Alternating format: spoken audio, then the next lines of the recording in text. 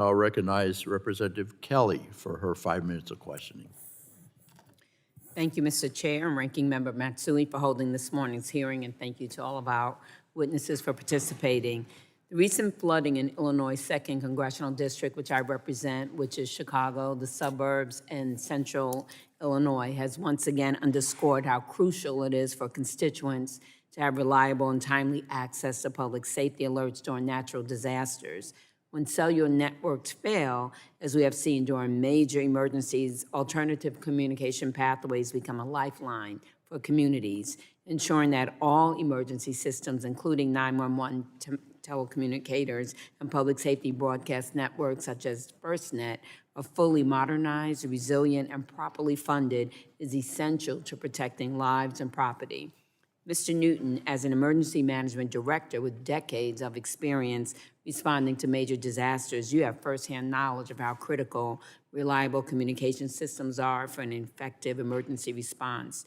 During events like Hurricane Katrina, widespread outages of cellular networks hampered response efforts and endangered lives. Based on your experience, what improvements are the most urgent to ensure that FirstNet remains resilient and operational during prolonged power outages and physical damage?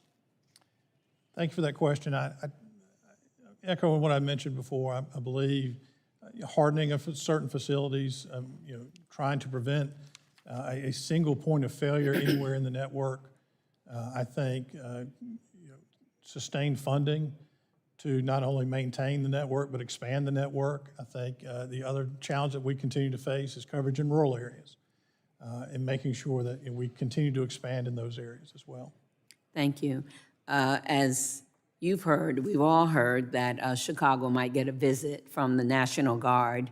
In light of these threats to militarize cities like Chicago, how much will such actions impact first responder communication systems and their ability to coordinate effectively during real crises? And what improvements are necessary to ensure our public safety communication networks can withstand and adapt to disruptions in such scenarios? In my opinion, I think that it poses less a technical challenge for us. The capacity's there, the radios are there, the interoperability or frequencies are there. I think it's a leadership challenge in making sure that we have these different groups and different organizations that are operating within the same communities and making sure that they are communicating.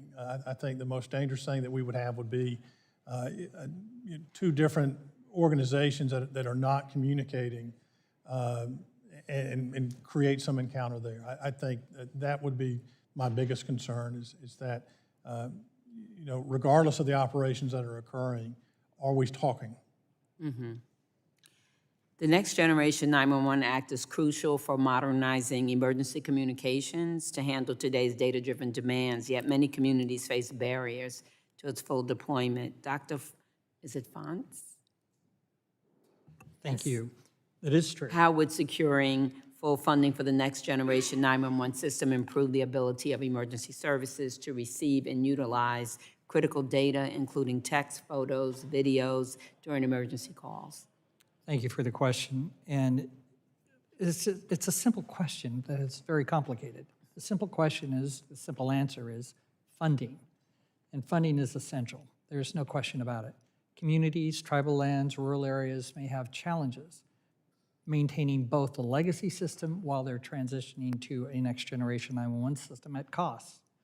So there's an opportunity here to move 911 into the 21st century. As I said earlier, 911 is the weakest link between the public and their broadband capabilities and public safety responders with their broadband capabilities.